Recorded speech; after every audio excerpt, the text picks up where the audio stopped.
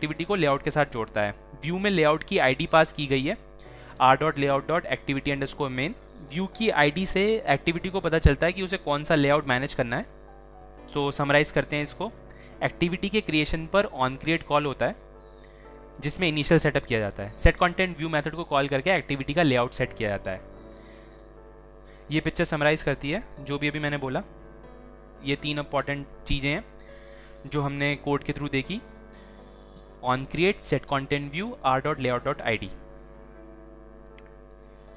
Android MVC pattern को follow करता है। What is MVC? MVC is model view controller. एक एप्लीकेशन में बहुत सारे ऑब्जेक्ट्स होते हैं, इट्स बेटर कि हम उन्हें कैटेगराइज कर लें।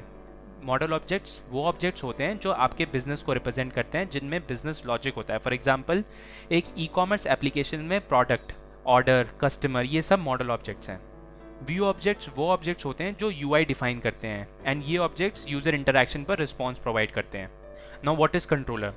कंट्रोलर ऑब्जेक्ट्स वो ऑब्जेक्ट्स होते हैं जो मॉडल एंड व्यू ऑब्जेक्ट्स को जोड़ते हैं। एप्लीकेशन का जितना भी लॉजिक होता है वो इन्हीं के थ्रू लिखा जाता है। ये डिफाइन करते हैं कि इस बटन के क्लिक पर कौन सी नई एक्टिविटी खुलेगी, या इस बटन के क्लिक पर मॉडल का कौन सा फंक्शन कॉल करना है। ये सब मैनेज करता है कंट्रोलर। जो भी डेटा का फ्लो होता है ये कंट्रोलर्स मैनेज करते हैं। व्यू एंड मॉडल्स कभी डायरेक्टली इंटरैक्ट नहीं करते, वो कंट्रोलर के थ्रू करते हैं। सो इट्स बेटर कि हम लेयर्स में सोचें, like model layer, view layer and controller layer, rather than कि हम इंडिविजुअल क्लासेस पर फोकस करें। ये डायग्राम रिप्रेजेंट करेगा कि मॉडल, व्यू एंड कंट्रोलर कैसे इंटरैक्ट करते हैं।